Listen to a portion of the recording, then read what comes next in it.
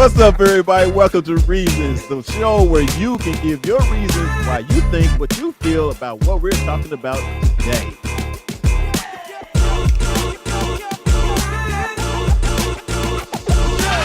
We should know this, man.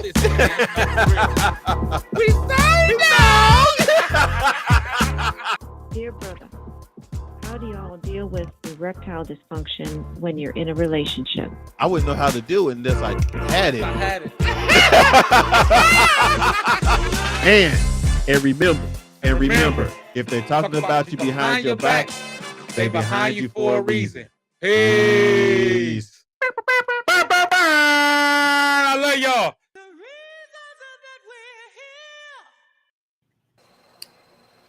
What's up, man? Welcome to Fired Up Broadcasting and the show Reasons, where you give us a reason why you feel how you feel about the topics we talking about today. And I'm your boy Fuel, and we got our peoples in here. Who we got there, babe? The fat boy in the building, you already know it's like time we on here. You got to come in fast, man. Talking and shit still. You be lonely.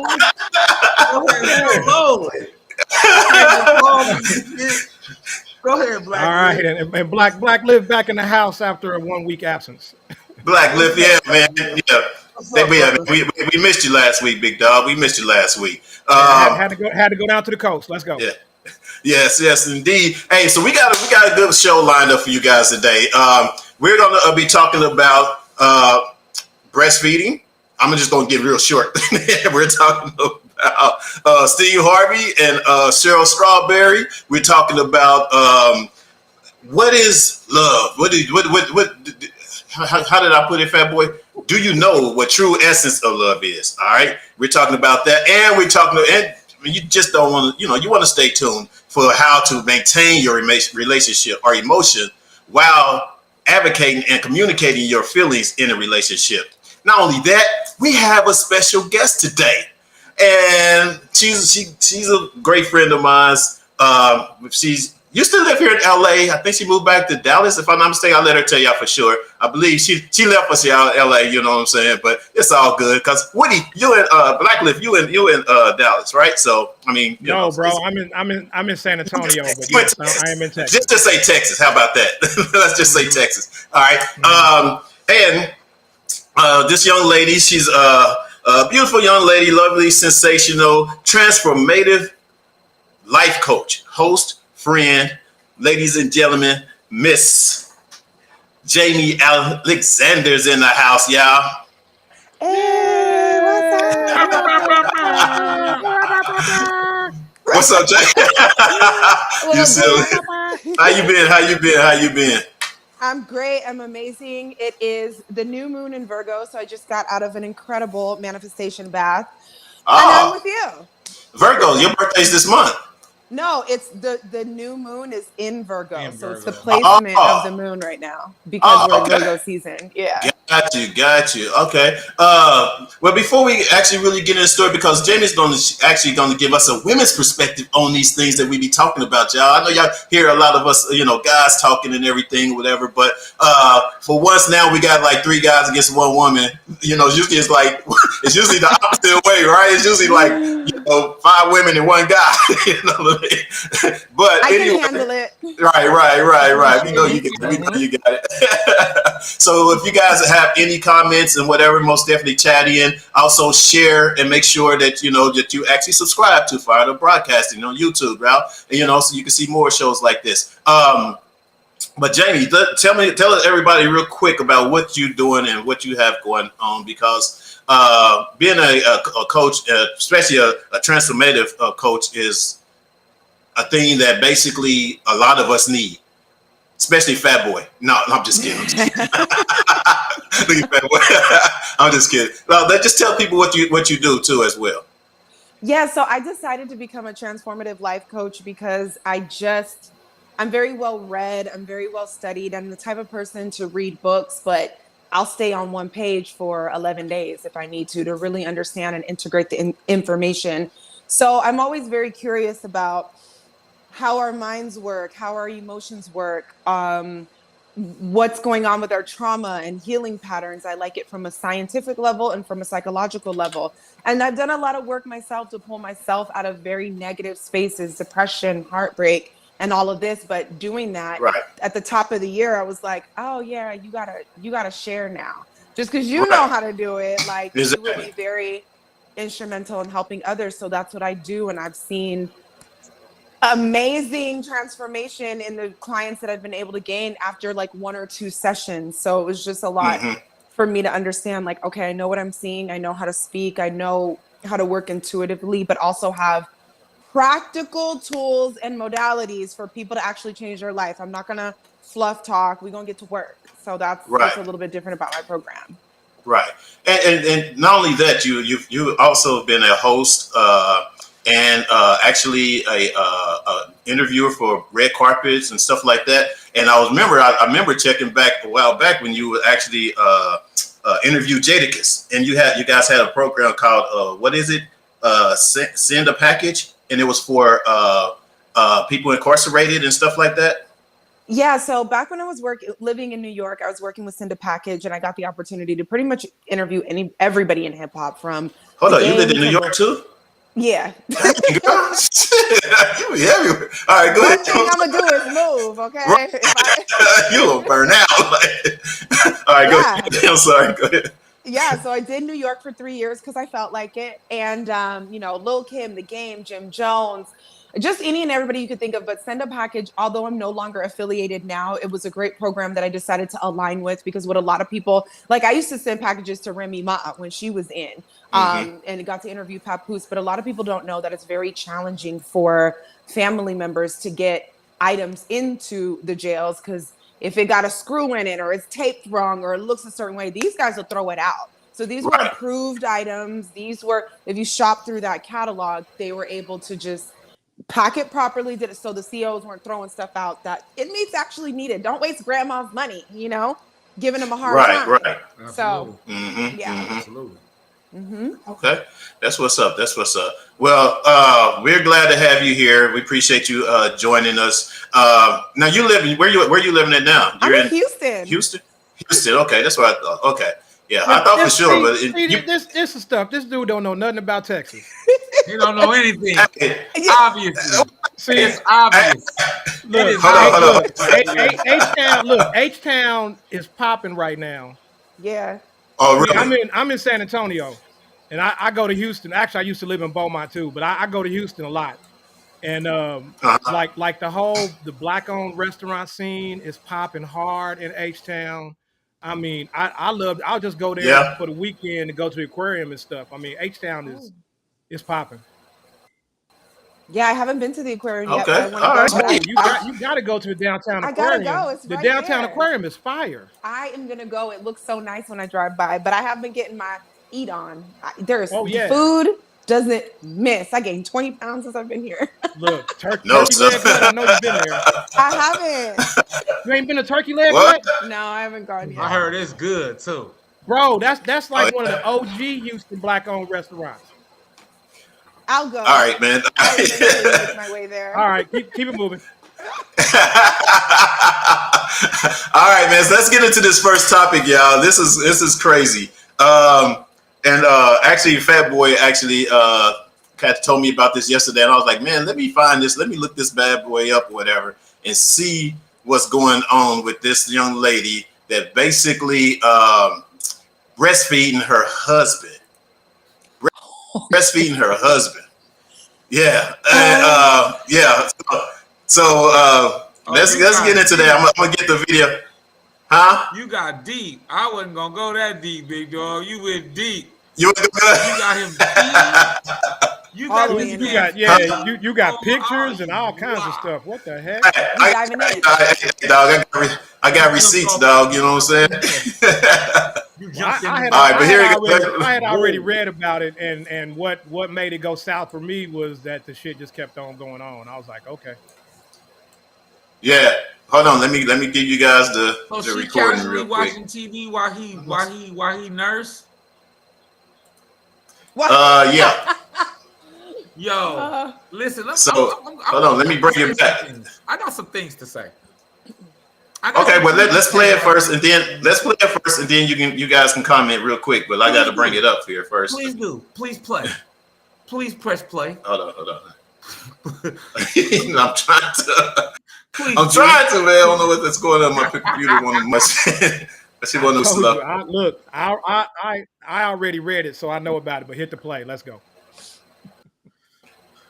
Okay. For some reason, you guys, the video has been removed, so we just gotta have to talk about it. All right. So, so what it is the young lady. Say what? I got the story. You want me to tell a story? Yeah, just tell the story.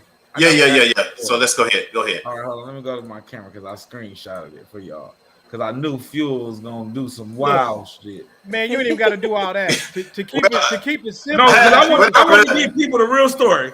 Because I got this from. First of all, I got it from the Shade Room. I found it on the Shade Room. That's where I got the story from.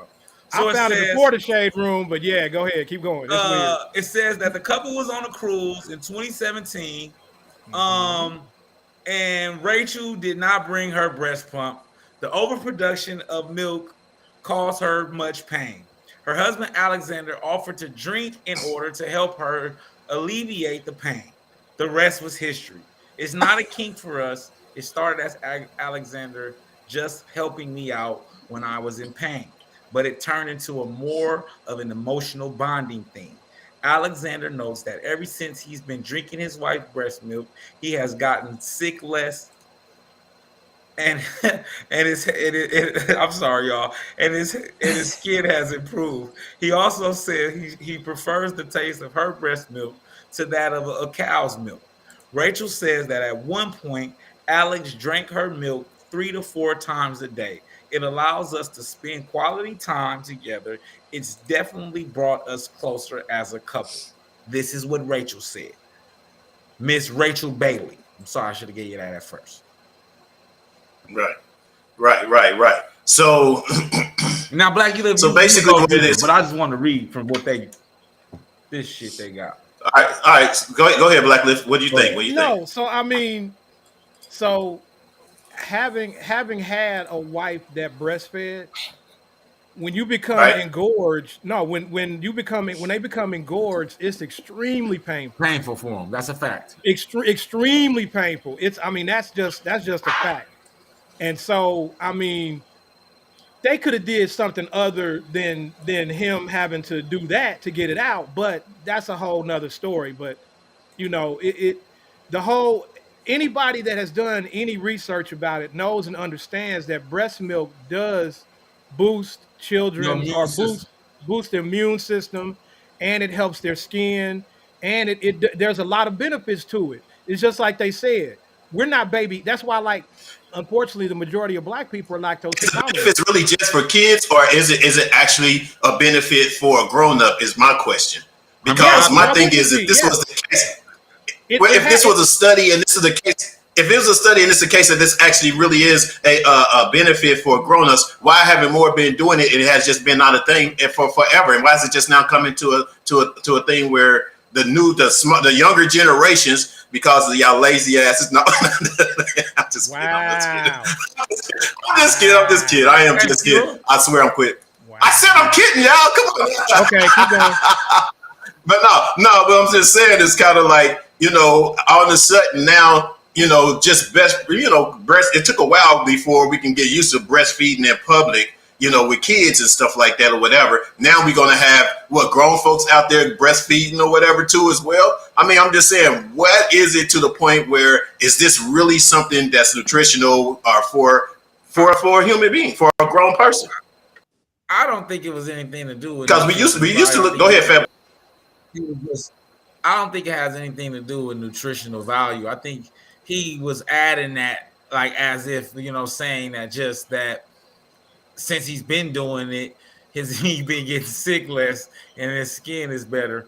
I think it's kind of sick, but who am I to judge people? It's a little wild. Like Black Lips say, there are other things they could do, but I remember you saying something earlier that the fact that it kept going is what's kind of disturbing about it. It's like, I get it, because I've been doing my therapy, so I get the emotional bonding side of it, right? And understanding that, okay, that act brings them closer. But is it bringing him closer as your child, or is it bringing him closer as your husband? Because I'm just being honest, right? It's definitely. Is he gonna have childish tendencies? Right. You know what I'm saying? And if you look at the video, she's kind of the boss. If you just look at his body language and how he carries himself, he is not. He don't wear the pants necessarily in that house, and it's probably due to he's being nursed. Well, we can't say that. We can't say that. We don't. We don't know that for sure. Who runs the? So you know what I'm saying? I want to hear Jamie, Miss Jamie. Where you at on this? I need you to break in. Where you at? I mean, it's a little much for me. I don't like how comfortable we get crossing lines. Breastfeeding is for children. That's where I'm at. The nutrition is fine. Yes. The cruise situation, help a sister out. All of that is good. If you even want to pump and brother wants to have it in the morning with his waffle, we're good. Mm-hmm. But to sit here in the act of something that is created for mother and son or mother and daughter to bond and now make it a thing with husband, I get really concerned. Just as if I would, it reminds me in the same vein of the whole single mother saying my son is the man of the house. Like, we're starting to cross too many lines, and it's like, you have a sexual attraction to your husband, or you should. So I don't know about other women out there, but I like being kissed in certain areas. So that's where my brain is. My husband, there's a different pheromones and all that going on, and then I'm supposed to turn around my child. It's the same act, and it's just too much mixing for me that blurs lines and crosses paths that I don't think is healthy on like an emotional level and maybe even biological, however that might look. I'm not a scientist, but I'm just saying there's something in that that's just like, y'all be crossing too many lines for me. If you don't let your child get their nourishment and the man, because now at this point too, from what I know when it comes to breastfeeding, now that she has a grown man breastfeeding, that is an appetite that is going to continue to keep her breasts engorged. Because now her body and productivity is like, I got a grown ass man feed. And it's like, what? And as long as he continues to suck, she's going to continue to create breast milk. And so this is getting out of hand. So this has gotten out of hand. Yeah. It's a bit much. So that was my point. My point, you guys, is you know, is this something that's just because of these and it's the newer generation that's making things so, you know, is it, I don't know if that's the right way to put it, is because of the generation, or is it because this is something that actually, you know, works or helps for a relationship? You know, is it really something that really helps for the relationship? Which I don't agree, but go ahead. It may help for their relationship though, and we always talk about this on the show though, right? We you know, we make our own jokes and we talk about it, but that may work for them in their relationship.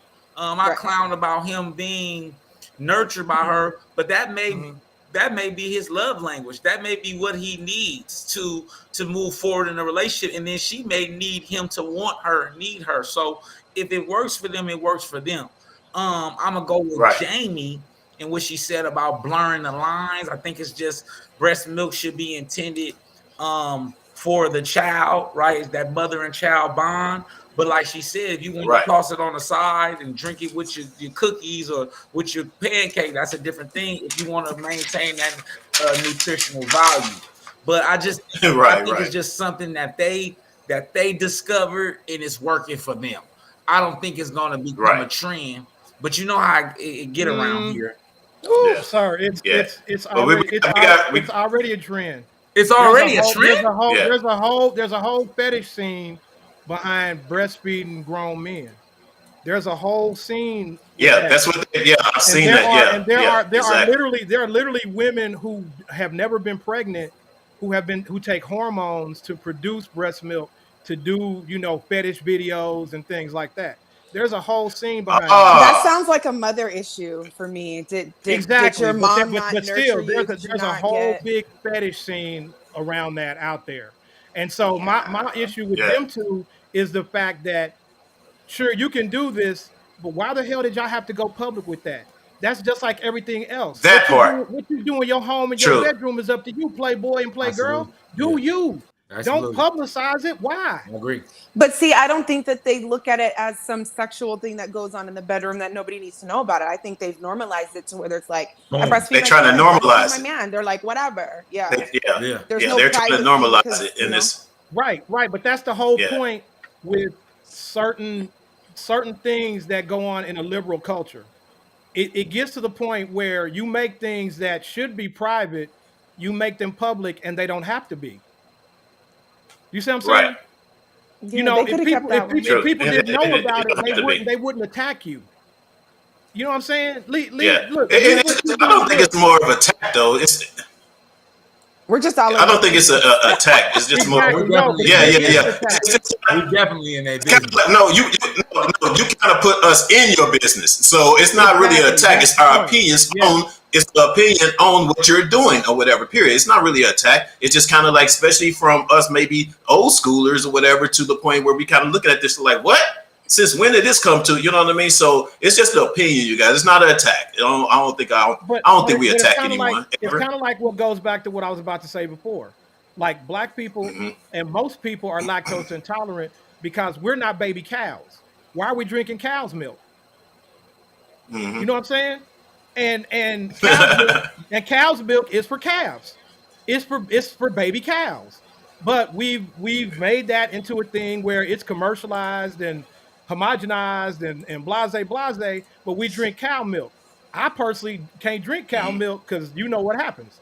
But there's a majority of people that don't that are lactose intolerant because we were not meant to drink cow's milk. Humans were not meant to drink cow's milk, to keep it 100 with you. Right, I mean, what are we supposed to be drinking? Goat's milk? I think goat's milk is to be the thing. I don't know. I know people have it start getting complicated. I'm with you, Jamie. I don't even jump down there. I don't even walk down that yellow brick road. No, I'm not a doctor. I can't tell you. Because 1 minute almond milk is good, and then it ain't good for you. And then it's really a problem. Made from almonds, and then the next thing, I'm cool. I'm just stay with because everything is a sales tactic, man. Because you remember, I don't know if you guys remember. I remember when rice milk was like you had to have rice milk. Yeah, you know what I'm saying, and it was like they were selling it, was promoting it, was on TV or whatever. And then they came with the almond milk. You didn't have all of this stuff when you was growing up. When we was younger, you just had regular milk, whole milk, maybe half milk. You know what I'm saying? That was it. And everybody came out fine. But now, as generations come up and everybody's lactose tolerant, I can't even get it out right. Lactose intolerant, you know what I'm saying? Or either someone, it's always something, and it's basically because it's what they really want to sell. It's more so pushing on what they need to sell or whatever to get out there and make a buck. You know what I mean? That's really what I get. Also called progress. When you learn better, you do better. What do you mean? When you learn better, you do better. Absolutely. You know what I'm saying? As science has evolved and we've learned more things, you can't go back. That's just like saying, man, why the hell don't we ride horses no more? That's true. Okay. Because progress. But the thing is, we've learned more and we've done better. We know better. But I think that but some things is kind of like if some things is you can, why mess up something that's already working? You know what I mean? It's worked for everybody or whatever. Yeah. I don't remember nobody being lactose. I don't remember that word lactose intolerant when I was 15, 12, 13, 14. Gluten and all that. Gluten intolerance. Look, I got a daughter that has celiac, and look, we can't eat nowhere because she gets sick. That's crazy. Yeah, to me that has to do with a lot of the evolution of what they put in our food and what they're doing. All the stuff that they're doing. So what kind of milk do you drink, Black Liv? Right. Me? Exactly. If I do drink milk, I typically drink like almond milk or oat milk. So do your research on oat milk and almond milk, and then come back. I've done my research. They don't affect me. Like soy milk, we're not supposed to drink because I do almond milk. That actually increases. That increases estrogen and like breast tissue development in men. So we're not supposed to drink soy milk, but we can drink oat milk and almond milk. Oh, really? Yeah. Trust me, Well, hey, big boy, hey, as bro, far as breast milk, if I'm gonna do breast milk, it's gonna be in the privacy of my woman. If it's something to help our relationship, I would do But it she too. could But I milk wouldn't put it out there. Yeah, she could pump. Yeah, she can put it in my pancakes. Don't make Grab it before you go to the right? gym. Look, don't make that boy some titty. Right, exactly. You know what I'm saying? Put some in your. That's what's up.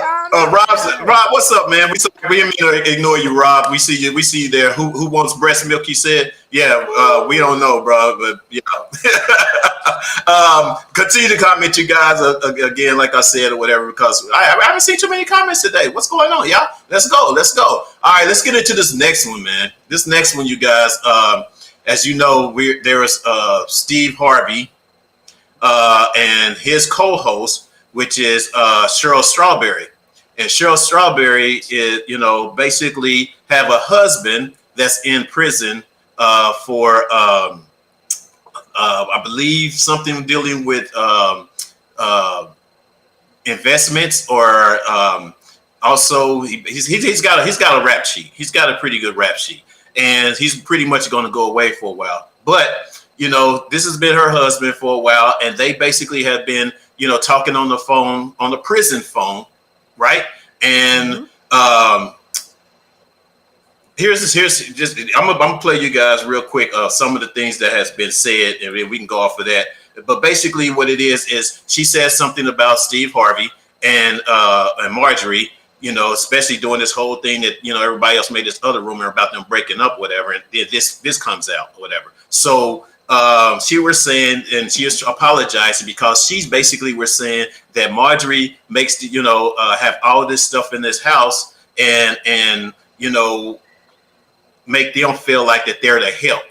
They making her feel, so it was kind of insult, but it really wasn't that big of an insult to me or whatever, because it was a private conversation with her and her husband. So anyway, let me see if I can pull up this apology real quick, and then we can kind of go, you guys can actually set up, and then everything just went kaput when I just started talking to you with that.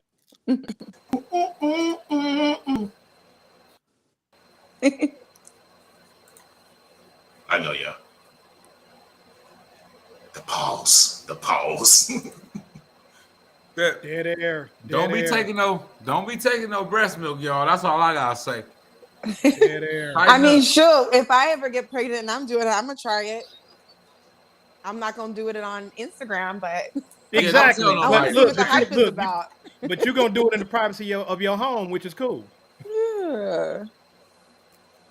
He looked like he in the feds. That was disrespectful. Oh, listen.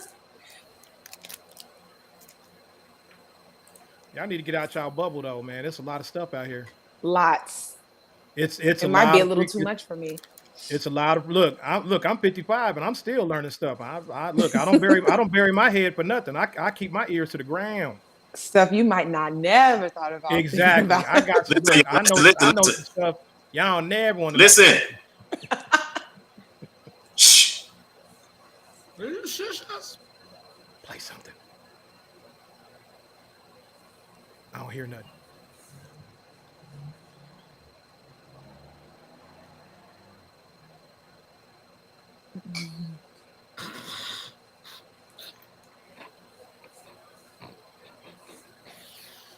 Mr. Fuel, we don't hear anything.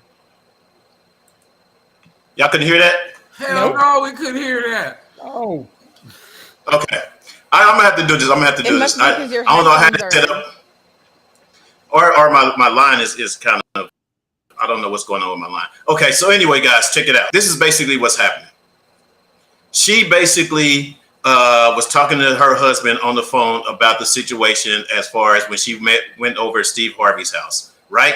So all she was saying is that when she went there, all this stuff Marjorie had, Steve spoiler with, and she's the boss of the house, blah, blah, blah. And that she seemed like the help, she looked at them like the help. Now, this got out from the conversation with her husband in prison. that she was talking to.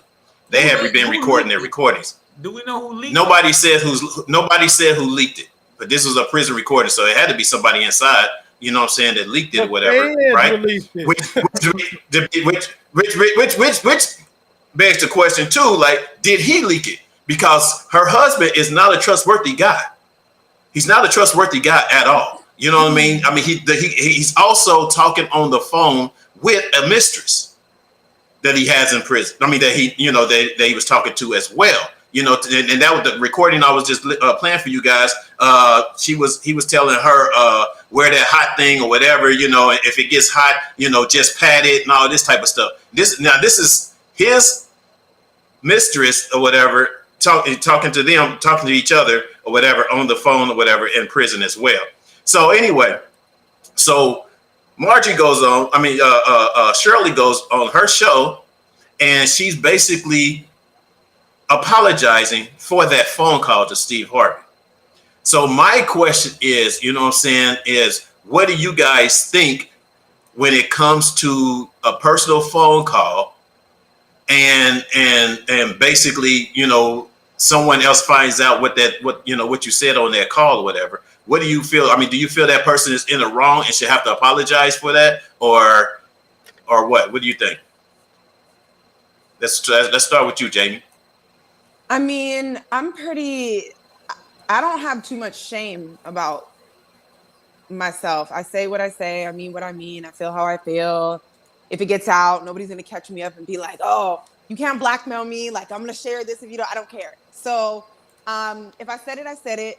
I'm cool with standing on it and whatever that means for the situation. It seems like the situation seems all over the place, but it's like only they know what's going on. If apology is warranted or an explanation and she so chooses to do that, I'm cool with that, because it's like, if that's how you really feel, or if you were in a mood, or you feel this way maybe a little bit, but when you're aggravated, it came out like this, like, feel free to be transparent. Feel free to talk to your girl. You've been friends with them a long time.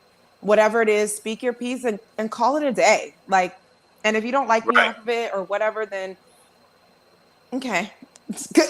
If I heard all your phone calls, would I be, you know what I mean? So it's just like everybody has to take into consideration what's happening. Okay. Go ahead, Fat Boy. I agree. I think that, well, I agree somewhat, but then I also think that once it becomes public, and you wouldn't have said it to their face, because like that's why I agree partly with what Jamie was saying, because like she said, she's open with it.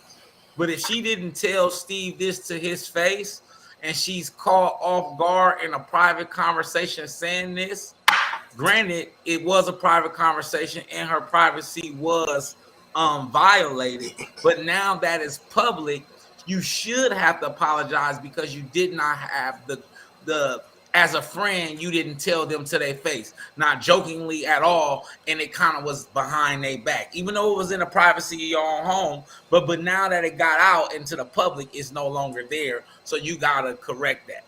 You tell your friends every single thing you think about them and their decisions and how you feel about what goes on in their house. But I feel like if it's something like that, if you went to somebody's house, because you, like you said, you're an upfront person. If you went to somebody's house and you felt like you was the help there, you gonna tell them you felt like you was the help there, right? Because if not, because if she didn't feel like she was wrong, she wouldn't have apologized. So there must be some form of malice. I disagree. I disagree on that one. Let's go. Go ahead, Woody. Go ahead. What? Go ahead. I disagree. All right. So 100%, Jamie. 100% what you said is right. I said what I said. I stand on what I said. Okay. If it happens to come out per se, okay, you don't always, regardless of what you may think, this dude is your boss. He is your boss. Okay. Now, if it comes out and you come to me and ask me about it, I'm not gonna lie. I'm gonna stand on what I said, and I'm gonna tell you, I said what I said. Now, at the time, you was going through some things. So why would I come to you and say, you know what I mean, and say some shit like that? No, I'm gonna stand on what I said. Now, when you call me out about it, I Right. sure in the hell am not gonna apologize. But if that opens the dialogue, then cool. Then now we can have that conversation Well, I think one-on-one, and we can discuss that. And if you listen to it, Because if you listen to that, if you force, especially in Hollywood, like this whole Yes, you exactly. need to apologize publicly. Right. That's So this a force exactly. thing. That's This is the things, guys. She did apologize. She apologized on the show because it was made public or whatever. So she, of course, wanted to go on and apologize for what she said, and she did say, she don't take it back or whatever. She said what she said. There's no, no joke. But the thing is, and the question is should there be an apology? To me, I feel like it shouldn't be. I don't apologize for it. This is just basically what I said or whatever. Whether I was joking with you or joking with someone else or whatever the case may be. Yeah, you know what I'm saying? It's kind of like, this is what I felt about, your wife or whatever. She basically act like we the help around this piece or whatever. You know what I'm saying? She's been knowing Steve Harvey long enough to actually really be able to actually say that, you know what I'm saying, or to actually come to it and not have to really apologize for what she said. And she didn't apologize for what she said. No. She just said she said it and wish it probably came out the way that it did or whatever, because that was a private conversation. You know what I'm saying? It was something that basically when I'm talking to my significant other, it should stay between us or whatever, because that's why I'm talking to them, because I might not be able to talk to someone else outside of our relationship. You know what I'm saying? So that's basically what you guys. What's up, Marlon? Appreciate you tapping in, man. About time, man. Where you been? Marlon said, "That's right, Mr. and Mrs. You gotta stand on it. That's what I'm talking about. It's only a few of us left." But she didn't. That's what Marlon was saying. I think apologized. But she did kind of both with the comment. She kind of stood on it, but then also apologized. Exactly, which makes it even more fake. Does that make sense? It does. The point I'm trying to make is hold on, listen to what I'm saying. The point I'm trying to make is, if this is my friend, boss or not, I'm gonna speak on it. And if I'm gonna stand on it, I'm gonna stand on it. When he found out what I said, I'm not gonna be like, well, I apologize for what I said, because I would have been like, I would have told you the same damn thing. I'll tell you that to your face. You know me, Steve. You know how I get down. Right, true. Boss, no boss. Right. But I'm saying that the fact that she did it sneaky, she was supposed to apologize because she was never going to tell him to his face. Does that make sense? Right. Well, which makes sense. Hold on. The apology. Does that make sense? The apology is for her to keep her job. That's what the apology is for. We apologize. That's really we apologize to keep the job. When it really comes down to it. The only reason, like you said, you're gonna either say what you said or whatever and stick with it, and and wish it hadn't came out the way that it did. Period. Right? But the whole point of it is kind of like you talking about. They've been together for years and years and years.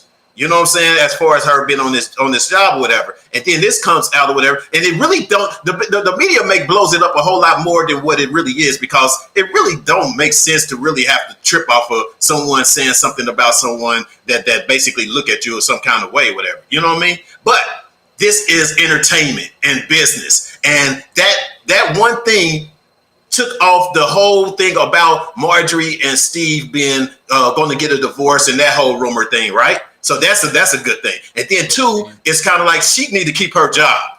So it's kind of like the only right thing you're going to feel like you need to do is get some sort of apology or whatever, more so for maybe, I don't know, whoever else sake around or public relations, whatever. I don't know. That's basically what I see. I think that's where the apology comes. I can definitely see, I apologize that it came out this way. Okay, I'll go with that. But that's about as far as we're going with that. I can go with that. Yeah. Imagine if we were more honest and more real and not afraid of our jobs. And I don't know Steve Harvey personally. I've met him a couple times, which was a blessing. But, what kind of dialogue could that have opened up just as two humans? No, I said that because, on Friday when I came to bring this and that, she kind of said this and it made me feel away. But I know I'm upset because my husband's going through this. So it was just Use your words. Like, we're all human. We all go through so many emotions and ups and True. downs. And even as a woman, like, you know, I know men go through, but I'm just speaking for myself. Yeah. Like, I be feeling all kinds of ways in moments that I know aren't authentic. I don't hate this person, or I don't think this person or whatever. But sometimes I talk some smack. Sometimes I need to let off steam in a particular way, which, you know, Fuel, you said that that's what she did with her husband. But okay, but that's why I stand on it, because I can tell you, like, girl, I was so aggravated, and this and this was going on, and the way it came out was on some whatever. So, you know, I felt the kind of way on Friday when blah, blah, blah. But at the end of the day, you know, I love you. Like, and let them have an opportunity to feel some kind of way about it. It's really not a big deal. Like, okay, so let me and it also has to do with the relationship. But Sherly had to apologize, because to the point of where Marjorie and Steve's relationship is right now. Okay. If she wouldn't have apologized and Marjorie would have got in Steve's stuff when he got home, you know what I'm saying? That would have caused more malice and more issues between those two. Because now you're not standing up for your wife. Oh, so you just gonna let everybody try to clown me now. Oh, because it was that double whammy. Exactly. Yeah. It goes back to that's a good perspective. If she would have said this in the beginning to him and said, like Jamie said, hey man, I came to your house on Friday. Your wife be fucking bugging, B.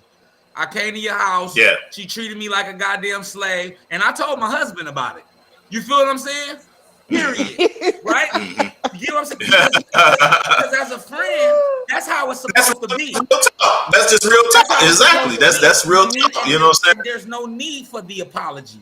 There's no need to say hey. But like I said, it goes back to what I was saying. She not only tried to save her job, but she know that her and Steve have a better enough a relationship that she could have told him that to his face.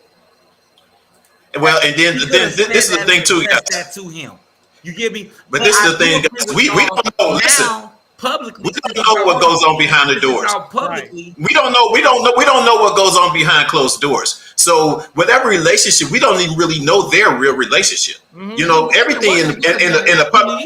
No. But what I'm saying is everything in the public eyes or whatever that we see just because they're cool on the show, their conversation is good on the show or whatever. You know, but when outside of the show, as soon as they leave, they could be on a separate, whole different lifestyle. You know, a whole different thing. And then she finally get to come over his house or whatever, and whatever he may have think about her at some time doing out that relationship, we don't know. You know what I'm saying? So that's the thing. We don't really know. We only see what we see on the shows or in the public. But if they're cool like that, at some point she may have come to him with that. But wait a minute. At some point she may have come to him with that. But if you're going through some other stuff right now, why would you pile on more things on your plate? You see what I'm saying? Why would that's what her, like you said, that's what her apology was. She wasn't pounding that on to it because that she was hurt or upset because it came out at a time that he was going through something else already. You know what I'm saying? So that's what the really apology was. She may have gone to him at a certain point before it leaked. You know what I'm saying? Y'all gave about 7 reasons on why she apologized right now. I ain't gonna keep jumping on your head. At first she apologized for saving her job. Then she apologized because she apologized for it. That's the point. She shouldn't apologize. Period. You hit it on those, man, boy. We gave you like 20 reasons. Hey, but anyway, it goes to say, hold on. But I gotta be genuine about my apology. It goes to say exactly. Right, exactly. What you can't say in public, don't say in private, and that's it. I might. If I'm being honest. Not really. If you be, because not really about being honest, and we talking about real. We talking about being real. Both. You feel what I'm saying? If you being honest and being real, I can say the same things that I say publicly that I say privately. Now my language may be different. Thank you. There we are. That's what I'm talking about. That's exactly what I'm saying. It might come out a whole different way. Exactly. Right. Exactly. You know what I'm saying? But who's to say that I wasn't going to have that conversation next week? I don't have to have it today. That's a great point, Blacklift. That's a good But point. that's what I'm saying. So if I'm talking at the mouth and I'm like, dang, that gets on my nerves. I can't. She always doing it, and that's how it comes out. You just gonna take that? Like, let me cool off, have my 3 days, figure out if this is something that's even big enough for me to bring to the table. Do I need to take accountability? Am I tripping? Let me examine that. Let me cool off, and then speak to somebody from a level where they can actually hear me, because I've got all that other stuff off. If you get me on day one, I don't know what it's gonna sound like. Exactly. Because it's just like what they say when you about to send a fucked up tweet, man, sleep on that shit. Sleep on it. Sleep on it. Don't hot tweet, because that shit'll get you in trouble every time. Don't hot that tweet. Is true. That is true. Let it mellow. All right. Marlon, what's up, man? Marlon said, but if they're cool, like she says, Steve, would know whether she has a malice or not. That is true. If they're cool, he would know between their relationship, you know what I'm saying, if it's something good or not. Way to break it down, Marlon. Appreciate it. After all this excuse we just get. Right. You know how you know what I'm saying? How we do so that part, you know. We do it. Exactly. You know what I'm saying? Exactly. All right, man. That's cool. All right, let's get into this next one, man. As usual, y'all, every week we always have someone in Black history. And my boy, Fat Boy, handles that, this history and blackness, man. Who we got this week, big dog? This week, I always bring y'all something special every week. This week, we're going to go with Walter Ellis Mosley, an American novelist in crime fiction. He was born January 12, 1952. Age 71. He went to Hamilton High School in Inglewood.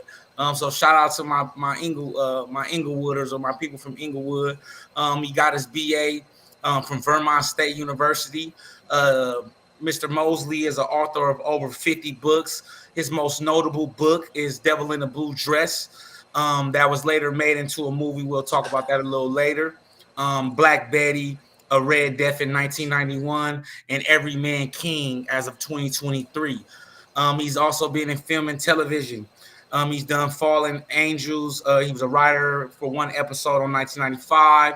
And then they did the critically acclaimed, one of Don Cheadle's best performances as Mouse, as Devil in the Blue Dress. He was a writer and associate producer in 1995. And then Full Circle. He was a consultant and producer and a writer for 20 episodes on Snowfall between 2018 and 2020. He has a Grammy Award for Best Album Notes on Richard Pryor and It's Deep Too. He has an NCAA Image Award in 2021 for Outstanding Literary Work for the fiction The Awkward Black Man. And then he was inducted for the Crime Writers Association's Diamond Dagger, the Lifetime Achievement, just recently in 2023. Mr. Mosley is also, I don't even know the word for it. There's an actual word for it. I should have looked it up, but he's like a historian of Los Angeles, of county, and he knows all of the locations, like back to 1900s, before Western was Western, and all the black people were centralized, and Los Angeles was centered around what they call South Central. That's why they call it South Central, because it was south of Central Avenue, where that was where the black hotels was. The Dunbar Hotel was the first place to have to actually allow black people to stay. Was a black hotel that allowed black people to stay in Los Angeles County. And Mr. Mosley captures all of that in this book. So tap in with Mr. Mosley, man. Make sure y'all tap in with him. Walter Ellis Mosley, man. That's what's up. That's what's up. Hey, also about Mr. Mosley as well. Actually, you did. I don't know if you knew, Fat Boy. He's actually from your place, Watts. He from He from Watts. No, he's from the Watts. Yes, he's from Watts. You know what I'm saying? So if you guys understand to get out of Watts and make a success for yourself is an achievement in itself. It's a lot of great people that come out of Watts, though. I can tell you that. Exactly. That's what I'm saying. That's my point. It's a lot of but that's my point. Figures out of Watts, man. Yeah. That's my point. And then also, he's also, I noticed something there. Oh, yeah, this man writes every single day. Yeah. 365 days a week. When he gets up, he writes. You know what I'm saying? So that shows the hard work and dedication that he does or whatever. And we like to give our flowers to Mr. Walter Mosley while they're alive. We like to give them to them when they're alive or when they dead, whatever. We definitely I don't like to say dead, passed. I know, right? Anyway, but yeah, so flowers to Walter Mosley. Mr. Mosley, man. Amazing. Makes me want to do something. All right, I feel man. like I should do something. Like, No, for real. all I hear That's is like, oh, I'm behind. That's is what this is. Look, Hey, you know what? I love I'm gonna let you go, Q, but I love the fact that you said what you said, because that was my whole idea for this segment, right? Is to spark that, like, damn, what am I doing? Because there's people before me that was really active in getting things done. So I love the fact that you said that, Jamie. Dope. Mm-hmm. Yeah. Oh yeah. Next. What we got next? We moving right along. Moving right along, man. Moving right along.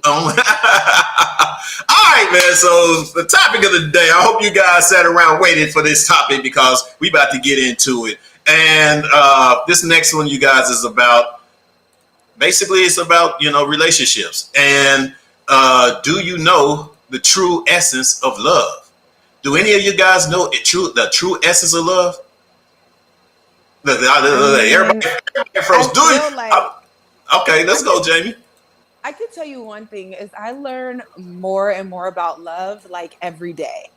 I consciously seek it out, well, how about this? They say God is love, right? And if God is within us, it's just that whole journey of always seeking your higher self and the highest thought and the most aligned thought with the Most High, and just challenging yourself to do that every day. So all that to say is I'm not going to claim to know everything about love, because tomorrow I'm going to have a new moment and be like, oh my God, like, yeah, but I definitely have deduced on many different days that love is freedom. Right. And it's very hard for us to let people be free. We want to control how people act, how they respond when they talk to us, how they show up for us, and all of these things. But when you have a grounding and a certain level of self-love, it definitely expands the space and ability to love someone else like as is, for real, like freedom. If you can't give people the freedom to grow, the freedom to speak when they're ready, the freedom is just so much about freedom. And if you think about that word when you tie it in with love, we can think of a lot of reasons and ways where we've experienced or have given someone else an experience where we weren't letting them be free. We were judging them. We were containing them. We were forcing them. We were, so, we wanted to discard them when they didn't agree with what we said or felt. So I just think that the essence of love, like the air that flows through it, in my opinion, at this time, would be freedom. Okay. I like that. All right. Go ahead, fat boy. I'm gonna say unconditional. I think the essence of love is unconditional. I think that it kind of piggybacks right on what Jamie was saying, right? It's just loving a person despite of, with no pretenses, no ulterior motives, just unconditional loving that person for who they are, authentically. Listening for information instead of listening to respond, like Black Lift said. When you're loving someone unconditional, it allows you to do that. It allows you to communicate in a pure form. And so I would definitely say unconditional, which kind of piggybacks off freedom, because unconditional is free, right? It's a certain freeness in knowing that someone loves you despite of whatever you are. And so I'm learning to be more unconditional. I think that as we all have our standards and how we were raised, and it comes with condition. Well, she has to be this kind of woman because this is the woman that I want. But if I'm loving her for her, I have to begin to love her for the woman that she is. And so, or vice versa. So I would say unconditional. All right. Woody? So yeah, I mean, everything that you guys said is exactly 100% correct. But just like in our past conversations that we've had, one of the things that I said is that I don't think anyone will ever know the true essence of love until they learn to love themselves. Come on now. Which is kind of like Right. what Jamie said. Mhm. Because just like I told you guys before, you know, I'm on my second marriage, right? And Mhm. I had to learn a lot of things in my first one. And in order for me to be a better husband, I had to become a better man. Right. Absolutely. And so that's one of the things that I say. The true essence of love is loving yourself Yep. and Can I, knowing can, that. can I don't mean to interrupt you, Liv, but because I know you, when you say a better man, because I mean, just in my opinion, I've always known you being a good man. So is it more so of being of yourself knowing that you're a better man, or you know what I mean? Because as far as someone outside looking in and see what you did for your family, what you do for your family, and how much you support your family, whatever, could say that you was already a better man. So you're saying within yourself? Not really. Good Not is really, subjective. because being a good man doesn't mean you're a good husband. It doesn't. It's very subjective. It doesn't. It's very subjective. It doesn't mean that you're a good partner. Got you. Okay. You know what I'm saying? So until you develop yourself as, you can be good and kind and do all this other stuff, but that doesn't mean you know how to love somebody else. Facts. You know what I'm saying? You can't. And once again, until I knew and accepted my weaknesses as a man, right? That's when I really knew that I could love myself, and then I could also be worthy enough to give someone the kind of love that they deserve.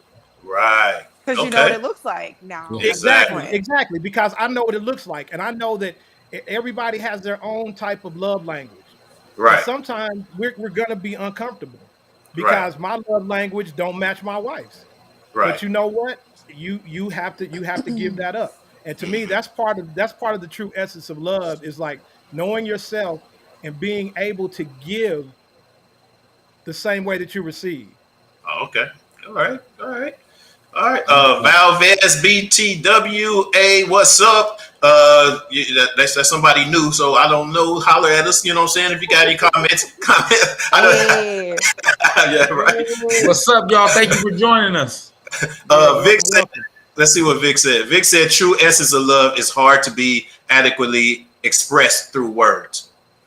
Right, because you can't. It's feelings and emotions. It's how you handle each and every interaction that you have in your life has to be handled, and you choose how you handle it. You know what I'm saying? That's like I told you, my kids used to make fun of me because whenever I go somewhere, like if I go get gas, I speak to everybody I meet, even if I don't know them. You know what I'm saying? Whenever I go somewhere, I say hello. I say hi. I say have a good day, because Fat boy do that all the time. You never know what that person is going through. Sure. By you speaking to that person, you could effectively have stopped a mass murderer. Facts. True. You know what I'm saying? Because you let them know that everybody in this world is not an asshole. Exactly. Yeah. That's one thing I learned when I hung out with Fat Boy at times or whatever. Anywhere we go, this nigga will speak to everybody, and I'd be like, "Oh no!" But he will speak to them just for those main purposes of what you were saying or whatever. So I get it, and basically by me being around him like that, I've gotten like that. I be in the grocery store, I don't even care who it is. You know, somebody probably looking like, "Why you speaking to me?" type of thing. I don't care. What's up? How you doing? Everything good? You know what I mean? Especially our brothers and sisters. You know what I'm saying? That type of thing. Especially, yeah. You say, what do you guys? Listen, you say especially our brothers and sisters.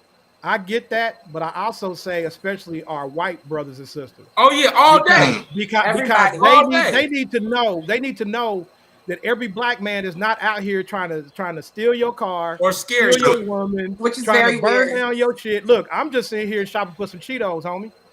right. You know what I'm saying? I'm just like you. It's funny you said that, Black Lift. I have a customer. I work at Walmart. I do the online curbside pickup or drop off the sticks. And I have a customer. He's a white guy, and every time I see him, we have the most great conversations. Because what's how you doing, man? How's everything? I'm like, this shipper with Trump is bullshit. We both on the same page, and it's this thing is like, damn, I didn't know you thought that way either. and you start to understand like we all Americans and we all human beings, right? It brings out that brings out that human being in people when you speak to everybody because it drops and lowers their guard because people so used to being uptight. But when you say, "Hey, what's up? How you doing?" It's like, "Oh shit." I've had situations where I'll speak to somebody. I'm so cold with it, y'all. I'll speak to somebody like 40 times before they speak to me. Yeah, it don't matter. It'll take them forever. But the one time once they respond to me, the hello that they give me is so amazing because it's like I know for sure I ignored this fool. Yeah. You gave him a whole different. I know for sure. He kept coming with it. This is a cool dude. Yeah. Because the bottom line of that is, in your life, you never let somebody change who you are. Right. You never let somebody else change who you are. Exactly. If you're a nice person, you stay a nice person. Absolutely. If you're kind, you stay kind. You don't let somebody else dictate who you do, what you do, and how you go through your life. I will never let somebody influence me to make me an asshole. Exactly. If I'm gonna talk to you, hey, I'm gonna talk to you. Cool. If you don't speak to me, all right, I'm gonna keep it moving. Right. I'm not gonna get mad. I'm not gonna let it bother me. Yeah. Now I'm in Texas. I got that. Look, I'm in Texas. I always got that thing on my hip. But you know what I'm saying? I don't still let that. I'm still gonna be me. Exactly. You still be you. That's so important what you said because I think I posted that not too long ago somewhere because I see a lot of these. First, let me tell you this. I'm a military brat, so I grew up diverse. So it's really weird to watch people react to people like everybody's one way. I grew up with all races, all whatever. We never even thought about that stuff, number one.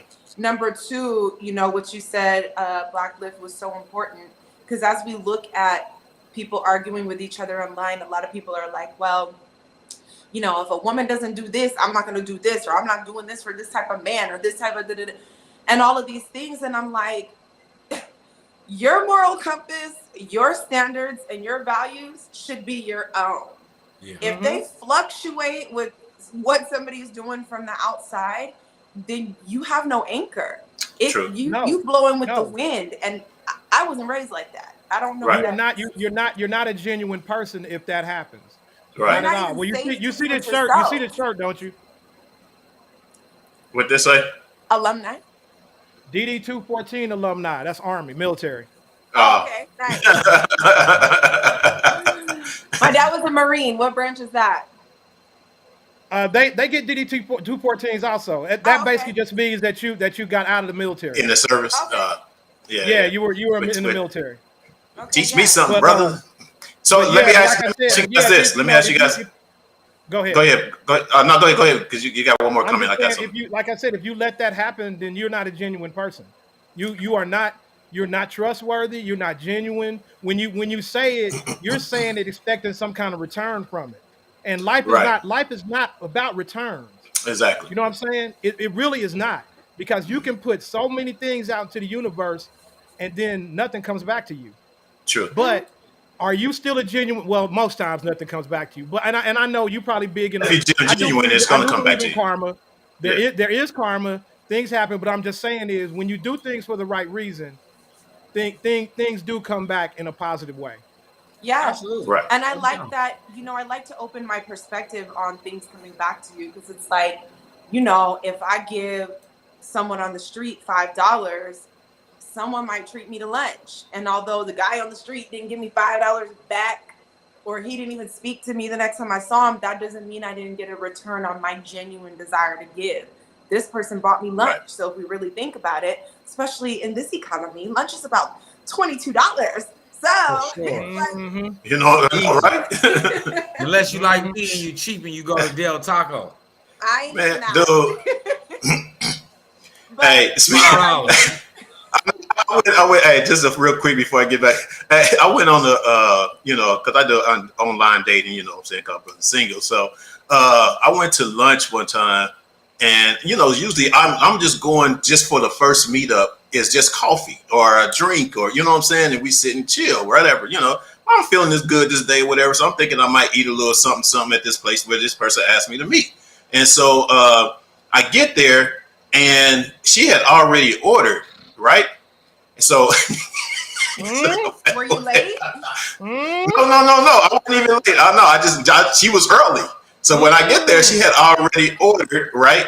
Hadn't paid for it, but she had already ordered. So when I get there, I'm just going to go ahead and get my order. So I'm thinking to myself, I'm getting my order for me because I already offered, did she want anything to drink? And she said, oh, no, I already got something, right? So, man, this is the first meetup that I ever had to spend $40. $40 for just to meet this person. Yeah, and I don't know. That's what I was going to say, Jay. What do you think about that? Here we go. Go ahead. But go ahead. Oh no. What's the thing? No, that's the thing. For me to show up, smell good, look good. I had to show up. Nothing to do with me, Jamie. I'm so sorry about I know, right? I had to show up. I had to look good. I had to, like, you know what I'm saying? I had to. Yeah. But not only that. Another conversation.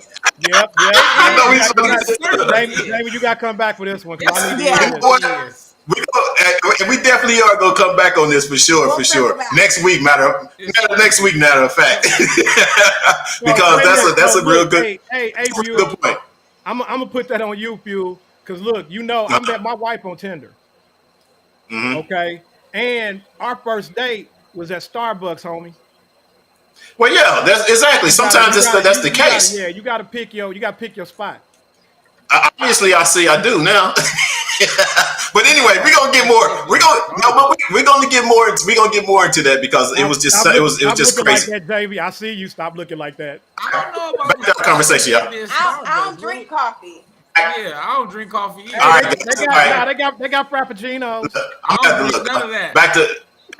Back to the conversation, y'all. Back to the conversation. I had to go get back to what we were saying. I got a quote, you guys.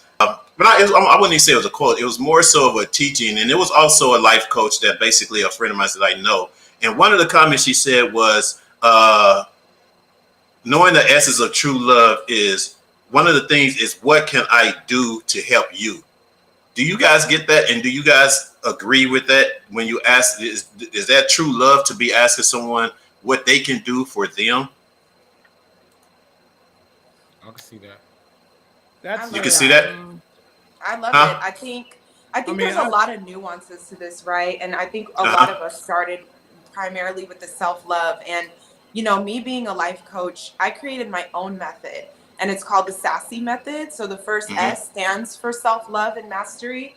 Because I think when you have that, you have so much more. There's that word again, like freedom and space to genuinely offer that up.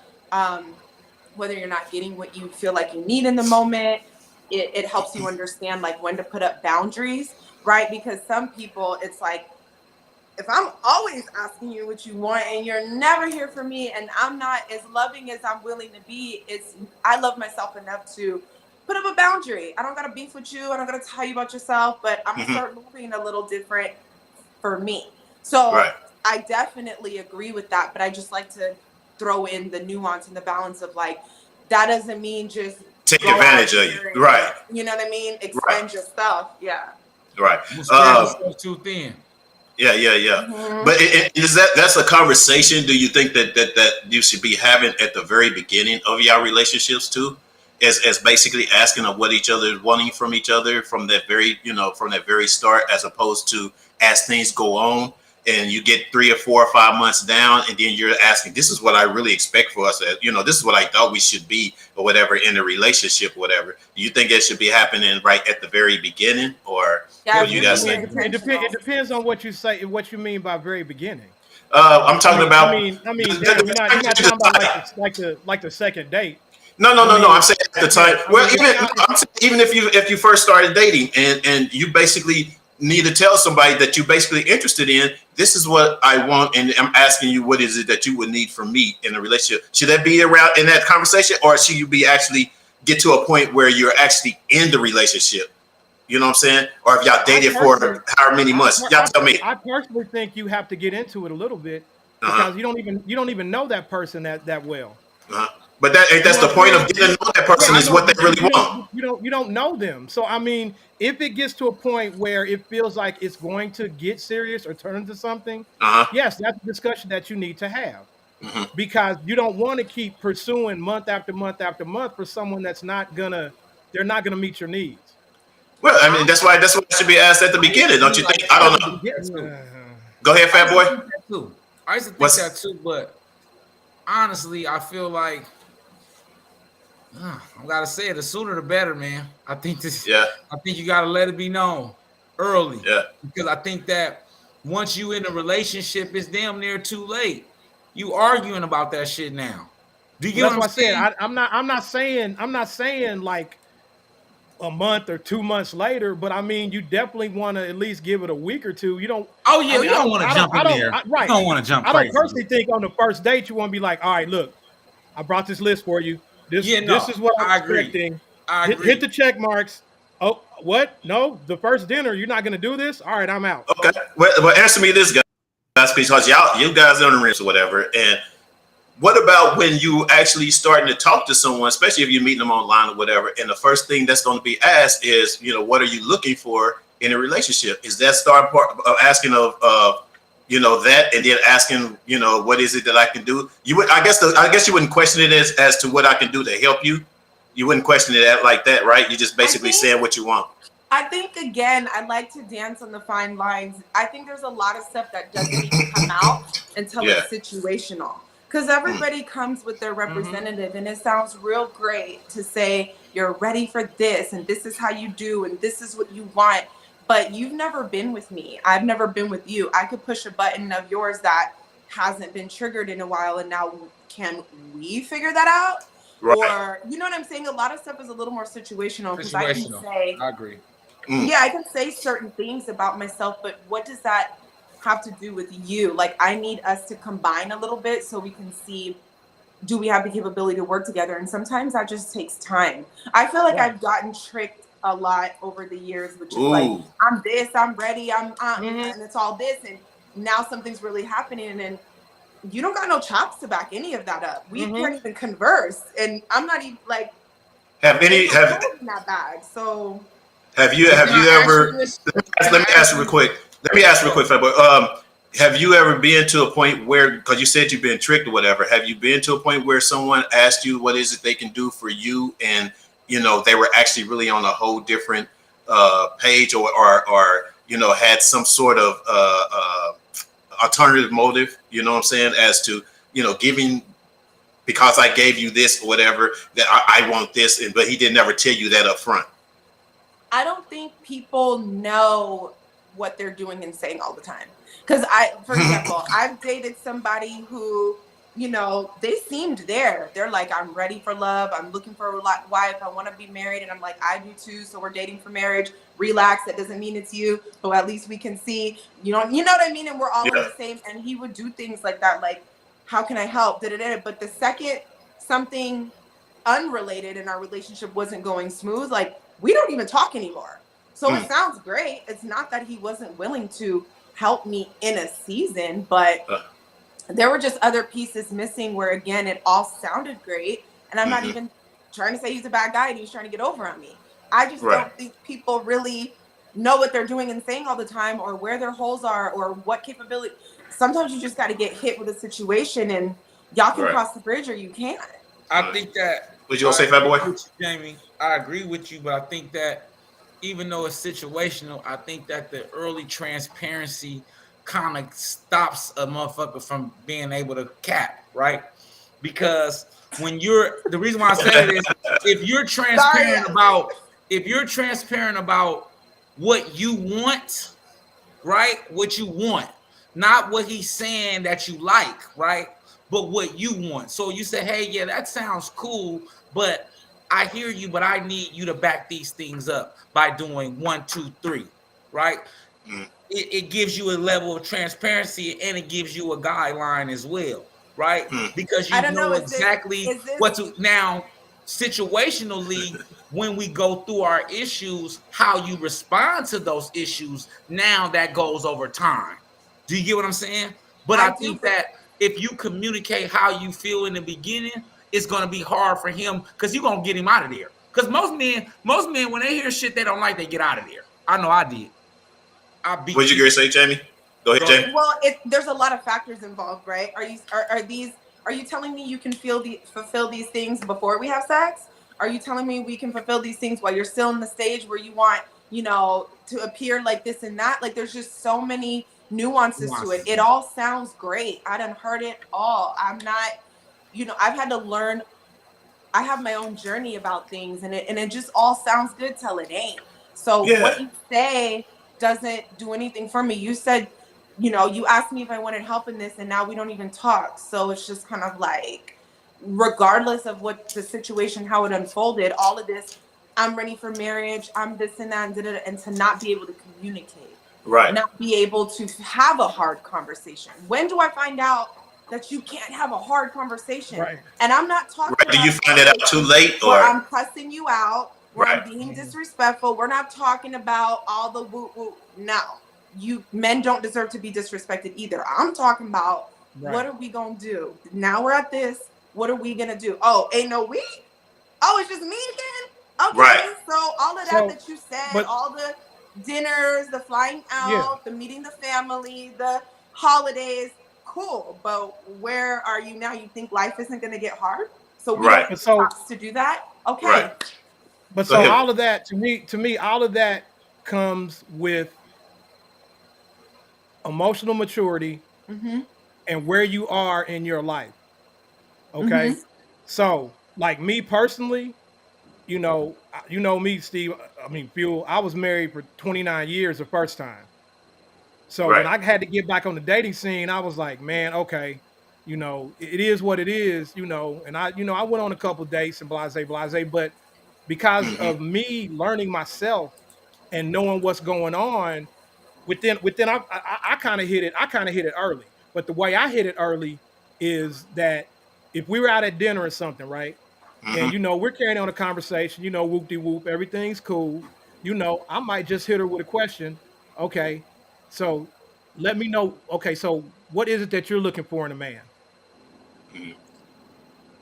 I'm not going to tell you. See, that's the problem. Why are you not going to tell me? It's not though. I'm going to ask that you show up as you and treat me how you do. No, Jamie, I get what you're saying, Jamie. Wait a minute. Jamie, I get what you're saying, because based on some maturity level of some dudes, when you do tell them that, they're gonna put up that front. And they're gonna put that show on to use it until they hit, and then once they hit and whatever happens, then stuff goes blase, and it's like, so you were just putting on the front. That wasn't the real you the whole time. I get your point. I can see that. I'm trying to get to know you. I'm not asking you to. It doesn't mean I'm going to be silent about all of my complete desires. But if you think I'm about to be like, I want a man who does this, I'm not doing that. Who are you?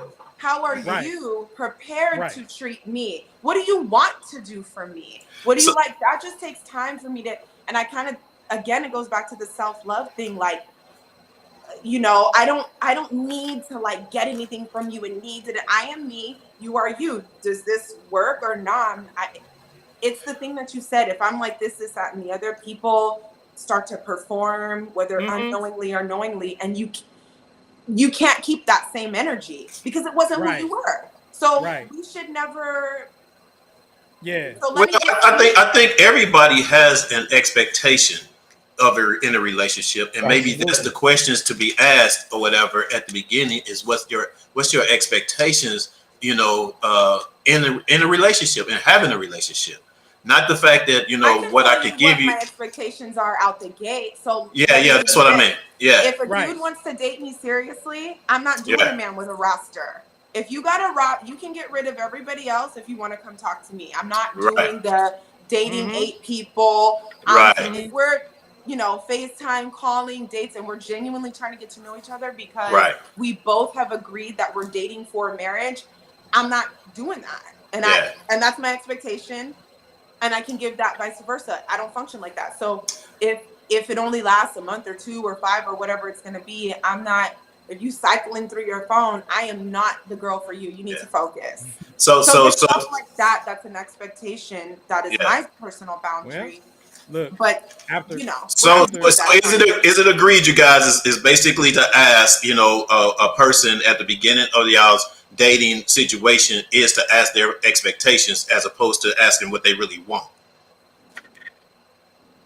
Yeah, like where are you now? Yeah. I'm dating for marriage. I don't know if you're my husband, but I'm looking through the lens of can we do life together?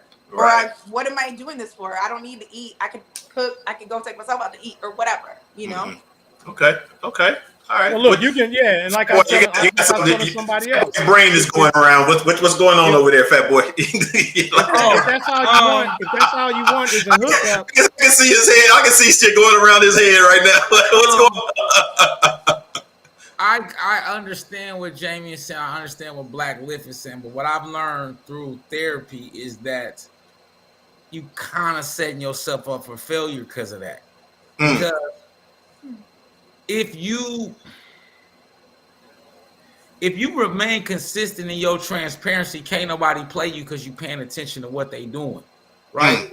But because that's definitely part of it. Because you're not giving the expectations, they gonna fail every time. So I'm gonna tell you what my therapist told me, Jamie. What we do in people like ourselves, what we do is we set people up for a test that we have not prepared them, and they're going to fail automatically because we're not giving them. Hold on, and I felt the same way when she said it to me, because what it is you're testing someone without giving them the proper knowledge to test them, and that is wrong on your end. Because like a pop quiz. It's a pop quiz. I don't agree. I didn't do that. Hold on. I didn't do that well. But when you go back and play back on it, it starts to make sense, right? Because if I'm testing you and you don't know I'm testing you and you fail, it's really I've set you up to fail in the first place. I have to give you, when you go take a test, when you go to school, they give you the knowledge first. They don't just give you the test. They prepare you for the test. They prepare you for the test. Now, you do have professors where they give you a pop-up quiz to test your knowledge on the relationship. I mean, on the course at whatever. True. Those pop-up quizzes are never held against you, against your grade, because they were pop-up quiz. Why? Because you lack the knowledge, right? So I can't test anyone if they don't have the knowledge. And I feel you. I was the same way for like 45 I don't agree. minutes. I can tell you why though. Go ahead. I can tell you why that doesn't work for me. And you know, this isn't a test. I'm not testing you. I'm not trying to. All you need to do is know you. So pop quiz should be just fine. Have you not been with you your whole life? Do you evolve? Do you grow? You're doing your self-work. Are you available to yourself?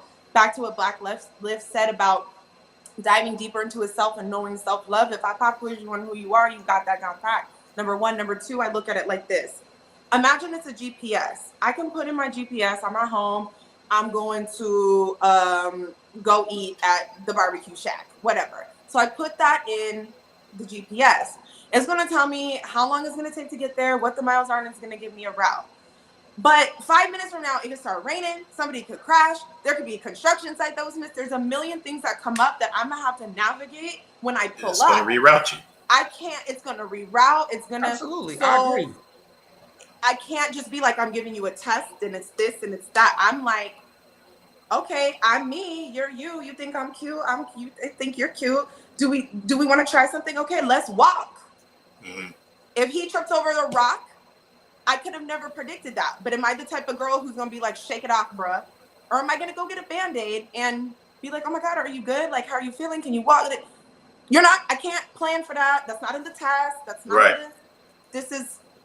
That's what I'm trying to say. That's why I don't subscribe to that, because it's like, it sounds good in theory. Well, I've been using it. So it's not necessarily a theory. I've been using it. So what and that's what Jamie is saying, fat boy, is that what's right for you, what's right for you, for her. Exactly. may not be right for everybody else. Right. Yeah. You know what I'm saying? That's why your therapist is your therapist. Well, and everyone's upbringing, everybody's background is different, and everyone's experiences are different, or whatever. Yeah, because so you're not wrong. I'm not trying to say. Oh, right. It's not wrong. Of course not. Yeah, that just doesn't work for me. I can't think that far ahead to test somebody. But it's good. It's good to see. It's good to see the diversity of different relationships and how people come up. Subconsciously, you are though. I am what? Because the reason why I say that is subconsciously you are testing them because you already have a preconceived notion. You like, nigga, if you gonna dance, you can dance. If not, I can't fuck with you anyway. Do you get what I'm saying? So you looking for them to trip over the rock. You're not saying, hey, it might be a rock right there, bro. Do you get what I'm saying? So you looking for them to trip over a rock. You just basically asking what you want. No, Jamie is testing them, but Definitely she's testing them on themselves. Mm. You know what I'm saying? Because you're like you said, you're testing them on, okay, if you know yourself and you love yourself, you shouldn't fail this test. If you are true, if you are true to who you are. But how can you fail, right? If it's just if you're true to who you are. Yeah, if I'm walking with a man and he trips over a rock, he either wants the type of chick. He never knew whether I was gonna get this right or wrong. You just tripped out of the blue. But in your soul, maybe you didn't tell me on the first date, if I get a boo-boo, I want you to, kiss it and love. You're not going to be able to tell me that. So he's going to find out in that moment how I handle, does that work for him? I feel what you're saying. Or was I loving on you in a way that now we can take another step because he's like, that works for me. I like the way she did that. And it's natural to me to love on you that way. Yeah. So let's take another step. Now, when I trip on a rock, how do you? We don't know. Yeah, and that situation's in real time. That situation's in real time as a preconceived or judged or anything like that. Is sometimes there's things you are going to learn about someone that you're with in real time as opposed to just a conversation. Mm-hmm. A week or two or a month or so before, you find out in real time that, this person ain't really caring at all. It's at least what I expected them to be, to care about me in the way that I felt, and you know what I'm saying? They do care because they cook you food, but you feel like they don't care because they don't but that's not exactly work for you. Exactly. I've been in situations to where my whole thing right now in my life is supportive of what I do. And I've gotten lied to, I got your back, blah, blah, blah, or whatever. But in real time, that shit didn't happen. And in real time, I had to let it go because it's kind of like I meant what I know, what I actually said or whatever, what I needed. And sometimes people manipulate those things as to, give you a little bit here and do a little bit there or whatever to get what they want. Because she didn't know what that looked like. As opposed to being for a month. Wasn't going to be no dates at all. No dates, no flowers, no nothing. She didn't know that enough to tell you in the beginning, it sounds good to be down for the ride. Yeah, sure. And you feel like you ain't getting what you want, now it's a problem. Till it happens in real time. In real time, exactly. I can get that. All right, man. We got a little something right there. We got a little something right there. I don't know. We got time for another. We went a little on that one, but you guys want one more, or we gonna keep on going? Y'all want to get this last topic or what? Y'all good? Everybody good? Huh? You, boo boo. Because because it kind of coincides with what we're already talking about. Is how to maintain your emotions while advocating and communicating your feelings in a relationship. So how to maintain your emotions while advocating and communicating your feelings in a relationship. Fat boy, you want to go? I can go. All right, go ahead. What I do, I think, I always go back to what Black Lift said. Maybe I think about 3 episodes ago, because it's what my therapist constantly tells me my issue is. Basically, listening to gain knowledge and not listening to respond, and not allowing your emotions to control you, but you controlling your emotions, and being able to use the tools of recognizing, hey, that hurt my feelings, and being able to address that within yourself goes back to what Jamie said about self-awareness and self-love, to know, hey, this affected me this way. And instead of screaming and yelling, let me articulate how it affected me, impacted the way that I felt. Now, of course, this is definitely easier said than done if you don't have the proper training. I think that therapy has helped me with that over the time, is because it's just teaching me how to just kind of take a second, breathe, and then articulate my point. Because I think a lot of times we get in our emotions and then we immediately get defensive, like Black Liv said, or we immediately shut down. You get what I'm saying? And so we're not getting the rich information from them on what they're saying, nor are we allowing ourselves to process it and be able to really address how what they're saying is impacting me.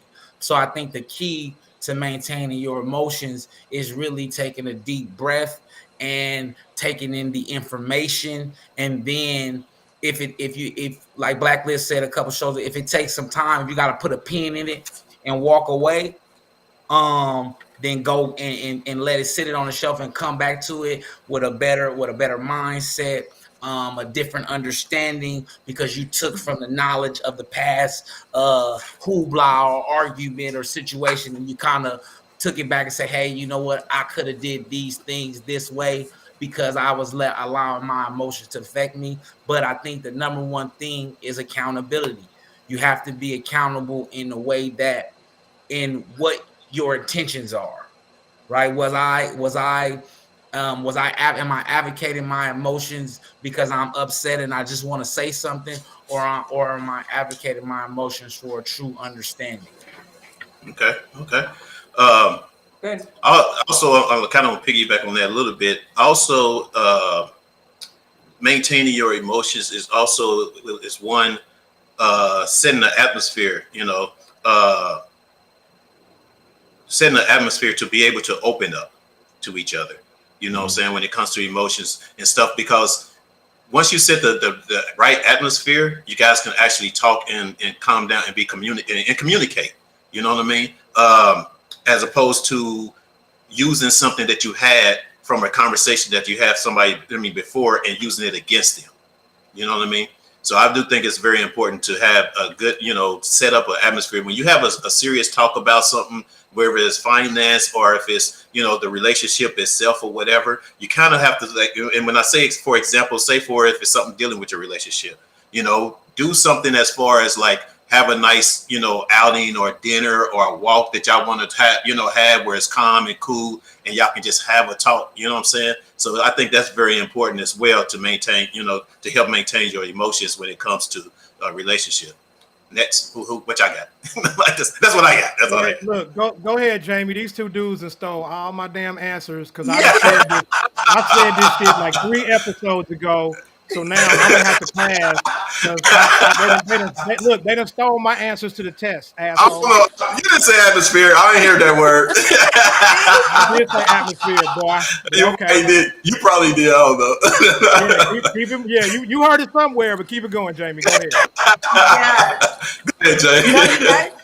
You guys brought up amazing points. I'm a really big fan of what you said, Bad Boy, about breathing.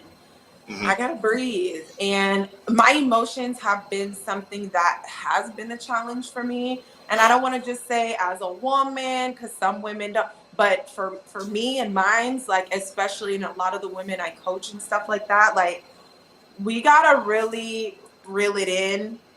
But I don't mean in a way that is keeping things in, but we need to take the deep breath. You need to take the moment.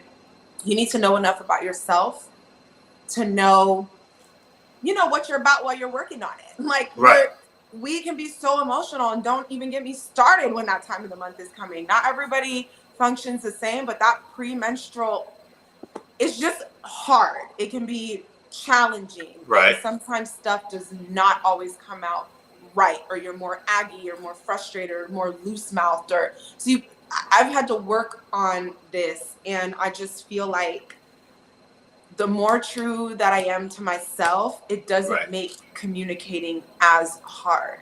nor does it make it as hard if the person doesn't agree with me or isn't on the same page. It's like, okay, but I do know that I'm being true to me, and this is how I feel, and this is what I'm saying. This is why I'm saying it. This is where it's coming from, and I can only hope that we have enough of our levels, or yoked together enough to where you can just hear me and understand. Because with my girlfriends, we'll pop off. We don't care. Our voice notes is wild as hell. Like, y'all probably like, why are y'all like this? But when I talk to men, I really try to not emote as much, because I want you to hear what I'm saying from a logical level. This is how I feel. This is why. This is where it came from. This is my problem with it. This is what I would like to see, and try to. So I'd be needing a minute to not be like, okay, like my emotions, it's like an ocean. So I gotta breathe. And sometimes I do need a minute, and I will communicate that. Now, I've had times where, somebody took, I need a minute to, you're breaking up with me. I didn't know what to do about that, because I was very honest. I've had people, I need a minute. It doesn't mean I'm walking away or being dismissive. I mean, I genuinely need to gather my thoughts. These are things I need people to know about me, because I told you guys I have the SASSY method. My A is accountability and alignment. I know accountability.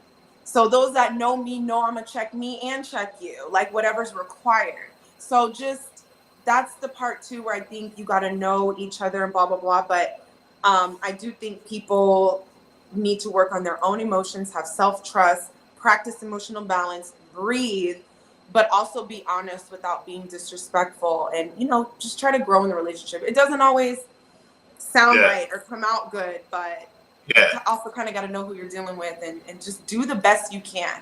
If you're with somebody that they're working on it and doing the best that they can, I think there's a little room for concessions in some of that stuff. I like that. Yes, indeed. Yeah. Whew. All right, Woody, you good? What? Yeah. That's what's up. Go ahead. You have something? So some of the same things that have been said, as I've said before, it comes down to you have to, like I said, in my past relationships, my issue was I was always listen to respond. And because I'm in my head, I'm like, hell no, man, I'm finna blast this shit, man. Hold on, you be like, man. Yeah, you can't get yours out, exactly. Well, I gotta wait a minute, and you know what? A lot of times you don't even hear what the hell they saying. You missed you missed a lot of it. Exactly. You heard the first 3 words, and you like, oh no, she didn't. Hold on, I already got my answer in my head. So once again, in my second marriage, I had to learn to listen for understanding and not listen to respond. Exactly. And like that boy said, that's my core issue, that I strive every single day to do that. And not only with my wife, but with my kids and anybody else. You have to remain calm. Don't get angry, because that's the first thing you want to do is like, man, this they talking about me. What the So that's number one. And the other thing was, like you said, getting to know yourself and know your buttons, because you need to know your buttons and you need to know the other person's buttons, because those should be off limits. When you're having a discussion or an argument, it happens too many times. You push a button, and the next thing you know, y'all damn near coming to blows. Some stuff that exactly. You know what I'm saying? You push a button. Stay away from the buttons. Hot topics, leave it alone. Keep it about this conversation. Exactly. Well, dude, shit, you done take the trash out 2 weeks ago. Okay, right, what the hell that got to do with today? Yeah. And I know it's women, we're good you didn't listen to me. Exactly. So especially women. But anyway, you have to set those boundaries, okay? Yeah. And the thing about taking a break, Fat Boy Fuel, y'all know that's one of my biggest things.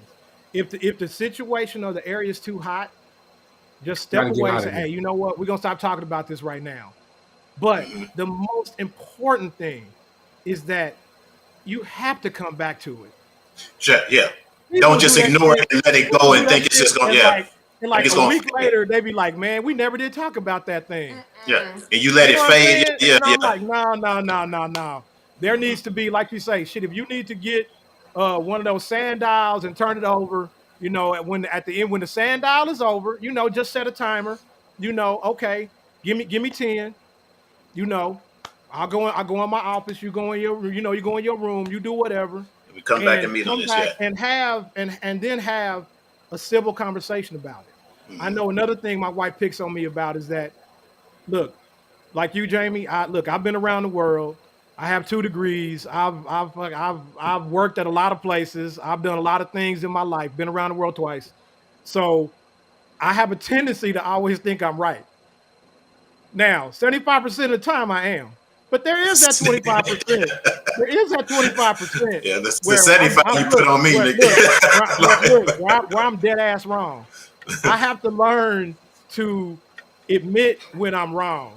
You know what I'm saying? And it's tough for men to do. A lot of women too, but mostly men. Men hate to admit that they wrong. I You know what I'm think we saying? all definitely hate to admit when we're wrong, but it kind of goes back to the loving part, you know, and the freedom. Like, Right. you know, we don't have to agree. We can agree to disagree. And what does that look Right. like? You can Right. have your perspective, but the more freedom we give each other, like, I don't have to hate you for it. Like, Yeah. I don't have to. Exactly. It could just be what it is. Because Yeah. we're not the same person at the end of the day. Yeah. And we're Absolutely. not going to come to the same conclusions. And Every so, time. like you Yeah. said, even in a discussion, it's okay to say, all right, well, hey, I love you. I disagree. So let's just move on from here. This conversation has come to its logical end, and let's just keep it moving. Right, And right. I've had moments where I was like, nah, I don't, that's not, it don't. And then like 3 days later, I was like, wow, I can see that. Right. Like, give people a You chance thought to about it. marinate and grow and hear, Yeah. you know? Yeah. Yeah, I agree. The only thing, my pet peeve is an argument is when someone tells me that I'm lying about something and I know I'm not lying. And sometimes I don't want to hear nothing else because I still want to get out the truth of what I know is the truth. Exactly. You know what I But mean? you And it's already hard. hot because you heard them I'm calling you a hot liar. because you already perceive me as this person or this thing or whatever, and it's more so me trying to not more so convince you, just get it out because I know who I am and I feel like I need to get it out. But if I actually just basically, like y'all saying, sit back, let them feel the way they need to feel, come back to them or whatever, and discuss it in a different manner, different tone, a different way or whatever, and then probably that would actually dissolve the relationship, the conversation. You know what I mean? So I get what you guys saying. Mom also said, Moms, what's up? Thanks for joining us. She said, and fight fair. She said, fight fair, no below the belt. That is having healthy, productive argument. Exactly. Yeah. And that's what we were saying earlier. Don't fight below the belt. Go back and talk about what y'all did 3 weeks ago or something like that, or something that he confided in you or she confided in you, and then you bring it up in an argument or whatever. And that hurts. That hurts. That's what I'm saying? Well, at that point, at that point, once that happens, you're going to shut down. Yeah, that's a dagger. Exactly. But this is what I'm learning, like, Blacklist. I'm learning that people are human and they gonna do that. Yeah, they are. And what I'm learning is that I have to still, because you guys hit a few key points, I have to still know, like Phil said, I have to know that I'm not a liar and this is my truth, right? And so once I know that, I think a lot of it is we take a lot of stuff personal. Right? I take a lot of, so I have to realize, like, hold on, am I taking this personal? Oh, I am. Oh, now I'm taking in the information because it's like, oh, what she's saying is this. She's not attacking me. But in the initial start of the argument, because you've taken it personal, it's immediately an attack. It's immediately it's the attack. ego. Your ego is there. Right. You there. True. For sure. Right. For sure. You go into defense mode and that's it. It's over with. Yeah. It's over with. That's and so it. what Yeah, I've been that's learning it. is instead of going into the defense mode, put that pin in there, right? Walk away because there was so much rich information before you put the pin in there. What I do is I go walk. I may go hit my little joint real quick, and I process the information, and then I come back with a whole different approach, because now I'm accountable. I've addressed the emotions that were impacted. I've unpacked, did what I needed to do with them, and then I also realized that damn, I missed a lot of knowledge. And I get to go through the knowledge that they gave me, and then I get to come back and say, hey, you know what? First off, let me apologize to you, because I did hear what you were saying, because what you were saying is this. But then because you were saying that, it impacted me emotionally. You hurt my feelings. And because you hurt my feelings, I wasn't able to hear what you were saying. So for that, I do apologize. Moving forward, I would try not to do that. You get what I'm saying? Because that's communication. Come on now. Okay. To communicate. Respectful conversations go a lot better. It do than disrespectful ones. It do. Absolutely. I mean, exactly. 1,000, 1,000,000%. Absolutely. Yeah. I agree. Man. All right, guys, man. We're gonna stop on that note. We're gonna stop on that note, man. Next week, we definitely, Jamie, I think I'm gonna have to get you on here, because we got to talk about this dating thing. Yeah, we definitely got to. Because I got more about my expectations. We definitely got to do something. There was a few key points in here that I was gonna tie it back to the expectations, but I was like, I ain't gonna do it. We know, right? But exactly. I do. Taking in your information, I do understand your outset on it, right? I'm not necessarily testing you, but then I want to see what you got, right? I don't want to give you a blueprint so you can manipulate and mold into the blueprint, and then once I give you what you need, you ain't the blueprint. You don't want the print. Exactly. What's her point? Yes. You don't want that either. Absolutely true. Absolutely not. No. Absolutely not. Yeah. Absolutely. I don't need that mask. No mask. Mask off. All right, y'all. You know what I said at the beginning of the show, Fat Boy and Black Lift, before Jamie came on? I said we have a guest and we got to keep our comments short so we can get through the time, and that didn't happen because the conversation was too damn good. You know what I mean? You the moderator, Playboy. You in control. You need to tighten up. But y'all be talking some good shit, so I don't want to, you know what I'm saying? I want to take it in. All right, next time I'm gonna start cutting you off. You my mic, homie. You know I talk too much. No, you know what I do? I'll just put the camera on me like this and shit, be like, hey, yes, I was proud of you. No, that's all good. Thank you. But that's what's up, you guys. Jamie, thanks again for joining us. Most definitely gotta have you on again, because you keep it real. You keep it real. And then also tell everybody too, before we leave, about SAS. Give the rest of the Sassy, so they know about that as well. I'm really excited because my transformative life coaching program is something that I designed, and SASSY stands for self-love and mastery, accountability and alignment, spiritual wellness, supplanted, and your why. And so I use all of those 5 things to kind of intuitively, depending on the person, I'll either go in order or not. It depends on where they're at. And I have coached men too, even though I know Sassy is not really giving Mr. vibes. But aside from all that, it's just a guideline. And I like to share that supplanted, my name means supplanted. So if you look up the spiritual meaning of Jamie, it means to supplant, which means to supersede and replace. So I kind of pride myself on getting to the root of issues. It's not like a lot of venting and quotes, and it's like, this thing gotta come out, but nature abhors a vacuum. So we have to replace it with something that is putting you on the path of where you want to go. So sassymethod.com.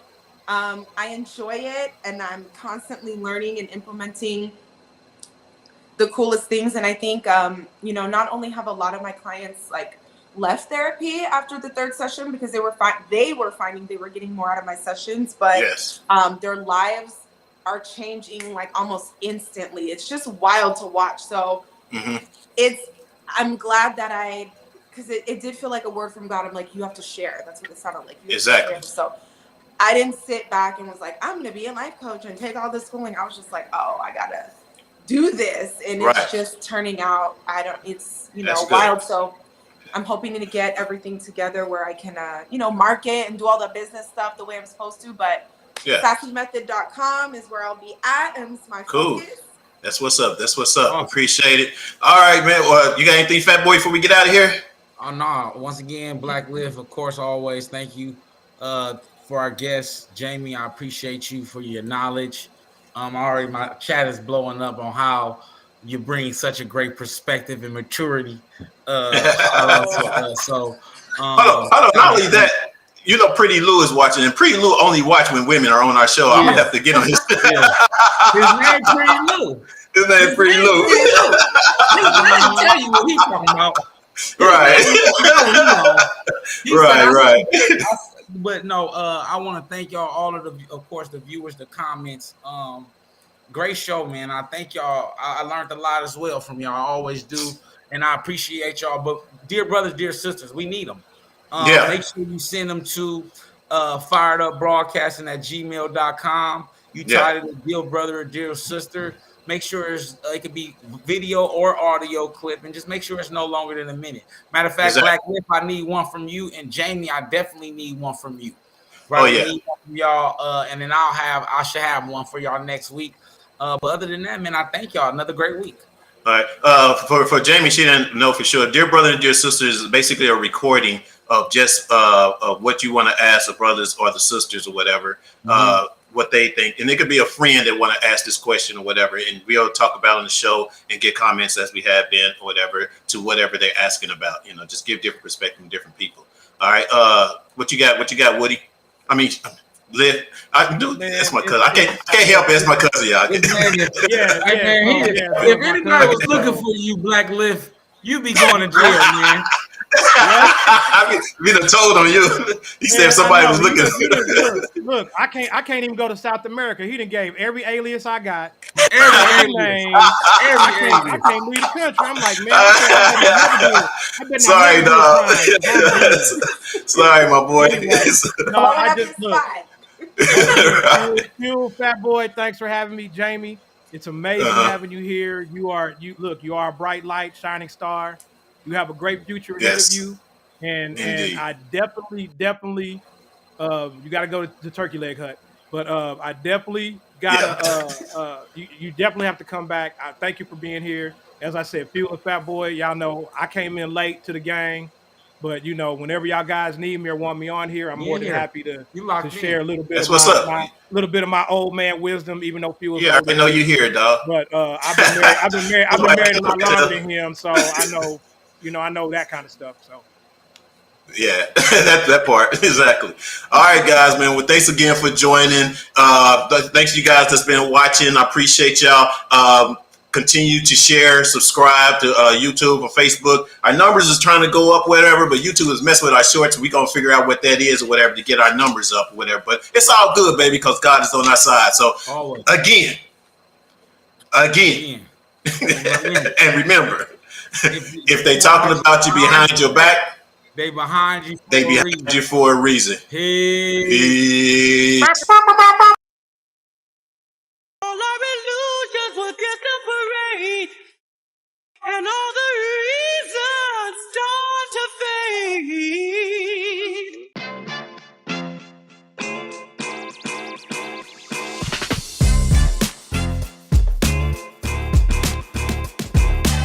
What's up, everybody? Welcome to Reasons, the show where you can give your reasons why you think what you feel about what we're talking about today.